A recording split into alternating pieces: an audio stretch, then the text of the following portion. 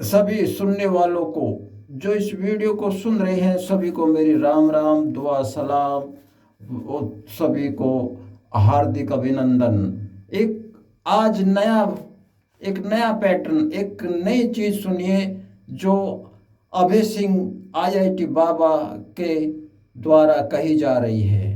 दुनिया का मेला, मेले में एक लड़का अकेला अकेला अभय सिंह है जो अलबेला आईआईटी बाबा।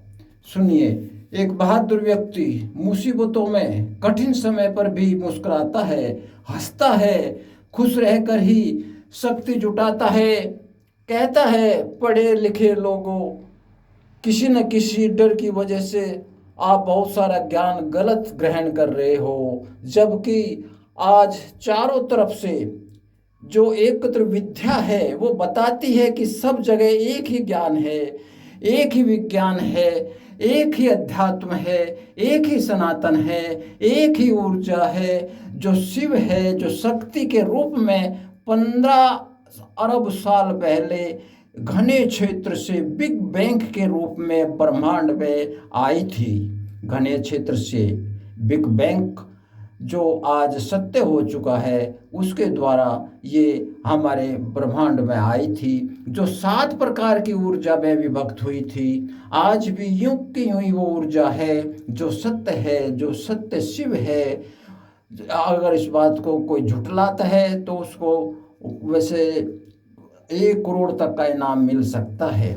ये बात इसलिए सत्य है, ये साबित सत्य होती आई है कि दुनिया में 7 प्रकार की ऊर्जा है।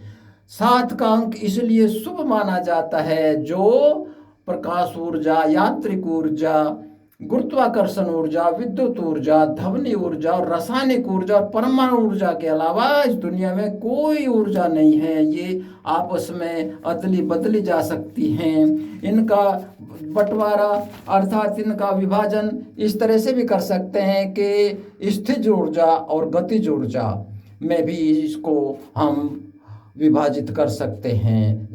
सभी इस ऊर्जा का संवर्धन, इन ऊर्जा का कार्य में, अपने कार्य में जो संयोजन करते हैं, इसका इस्तेमाल करते हैं, संवर्धन करते हैं, वो स्वयं में या तो स्वार्थ में करते हैं, अपने कार्य में लेते हैं, और या फिर समाज के कार्य में। जैसे जो भी क्रियाएं, जो भी कार्य है, जो भी पत्ता भी हिलता है इस ऊर्जा से हिलता है, ये समझ लो। और जो इस ऊर्जा जिस माध्यम में को ये समझने का, इस माध्यम में ये कार्य करने का, सूझबूझ का जो काम करती है, उस टूल्स को, वो किसी में भी हो सकता है, हर जो जीव में, हर मनुष्य में, हर प्राणी में हो सकता है। उस टूल्स को ही जितने भी समस्त संसार में वो टूल्स हैं, उनके अंदर जो है सूझबूझ है, उसे ही आत्मा कहते हैं। आत्मिक ज्ञान आत्मा कहलाती है। आत्मा इस व्यवस्था को छोड़कर जा सकती है, शून्य में भी जा सकती है, जो शिव में मिल सकती है, जो सत्य है वो शून्य में जा सकते हैं। अभय सिंह ने संगम नगरी में जाकर अध्यात्म ज्ञान, विज्ञान को संगम बना दिया। एक विद्यार्थी, एक स्टूडेंट को मठाधीशों के बीच में बैठकर एक संगम का दृश्य बताया, दृश्य दिखाया, पाखंडियों को भगाया, भाखंडियों की बात वहाँ पर झूठी कर दी। भगवान शिव शक्ति, ब्रह्मा विष्णु महेश पार्वती दुर्गा काली, राम कृष्ण जनता भोली भाली को एक जाजम पर बैठा कर एक जगह वास्तविक संगम कर दिया। इस आईआईटी बाबा ने, पढ़े लिखे ने, जो पूरा साइंस और पूरा विज्ञान का जानकार, पूरा ज्ञान लेकर के वहाँ गया है, हमारी पृथ्वी लोक के सभी लोगों के सभी ग्रंथों को, सभी संप्रदायों को, सभी पंथों को, सभी जातियों का वहाँ संगम बना दिया। ये एक अध्ययन का एक विषय है। सभी लोग इसी तरह का अध्ययन कर चुके हैं, कर सकते हैं। ये एक लेबोरेटरी में एक सत्य होने वाली बात है। अभय सिंह के विचारों को, ऊर्जा को, उसकी चेतना को, उसके ज्ञान को संसार के करोड़ों लोगों ने, अरबों लोगों तक पहुंचाया। और उसमें ये बताते हैं 60,000 करोड़ का व्यापार पूरे दुनिया में हो चुका है अब तक।